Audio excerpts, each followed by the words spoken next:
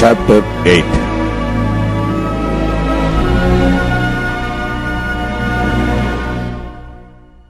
Then Solomon assembled the elders of Israel, and all the heads of the tribes, the chief of the fathers of the children of Israel, unto King Solomon in Jerusalem, that they might bring up the ark of the covenant of the Lord out of the city of David, which is Zion. And all the men of Israel assembled themselves unto King Solomon at the feast in the month of Ethanim, which is the 7th month. And all the elders of Israel came, and the priests took up the ark. And they brought up the ark of the Lord, and the tabernacle of the congregation, and all the holy vessels that were in the tabernacle, even those did the priests and the Levites bring up. And King Solomon and all the congregation of Israel that were assembled unto him were with him before the ark, sacrificing sheep and oxen that could not be told nor numbered for multitude. And the priest brought in the ark of the covenant of the Lord unto his place into the oracle of the house, to the most holy place, even under the wings of the cherubims. For the cherubims spread forth their two wings over the place of the ark, and the cherubims covered the ark and the staffs thereof above. And they drew out the staffs, that the ends of the staffs were seen out in the holy place before the oracle, and they were not seen without, and they are unto this day. There was nothing in the ark save the two tables of stone which Moses put there at Horeb, when the Lord made a covenant with the children of Israel, when they came out of the land of Egypt.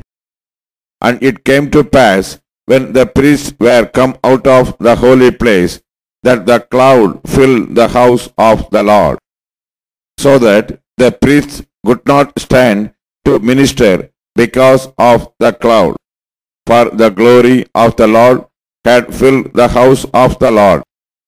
Then spake Solomon, the Lord said that he would dwell in the thick darkness.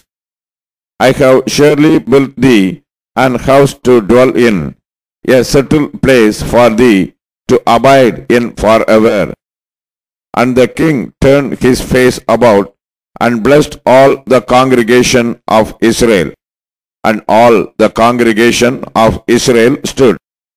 And he said, Blessed be the Lord God of Israel, which spake with his mouth unto David my father, and hath with his hand fulfilled it, saying, Since the day that I brought forth my people Israel out of Egypt, I chose no city out of all the tribes of Israel to build an house, that my name might be therein. But I choose David to be over my people Israel. And it was in the heart of David my father to build an house for the name of the Lord God of Israel. And the Lord said unto David my father, Whereas it was in thine heart to build an house unto my name, thou didst well that it was in thine heart. Nevertheless, thou shalt not build the house, but thy son that shall come forth out of thy loins, he shall build the house unto my name. And the Lord hath performed his word that he spake, and I am risen up in the room of David my father, and sit on the throne of Israel, as the Lord promised, and have built an house for the name of the Lord God of Israel. And I have set there a place for the ark, wherein is covenant of the Lord, which he made with our fathers when he brought them out of the land of Egypt. And Solomon stood before the altar of the Lord in the presence of all the congregation of Israel, and spread forth his hands toward heaven.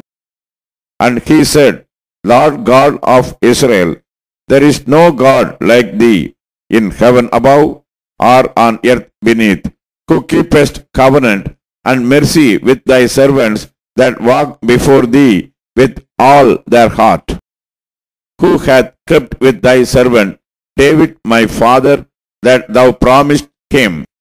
Thou speakest also with thy mouth, and hast fulfilled it with thine hand, as it is this day. Therefore now, Lord God of Israel, keep with my servant David my father that thou promised him, saying, There shall not fail thee a man in my sight to sit on the throne of Israel, so that thy children take heed to their way, that they walk before me, as thou hast walked before me.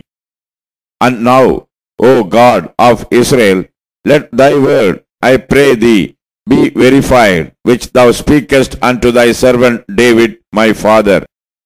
But will God indeed dwell on the earth? Behold, the heaven and the heaven of heavens cannot contain thee. How much less this house that I have builded?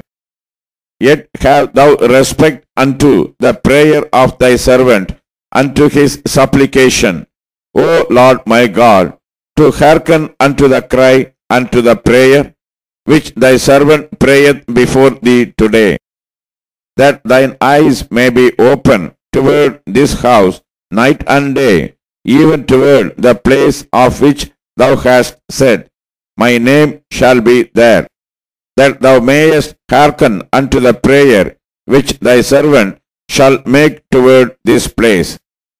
And hearken thou to the supplication of thy servant and of thy people Israel, when they shall pray toward this place.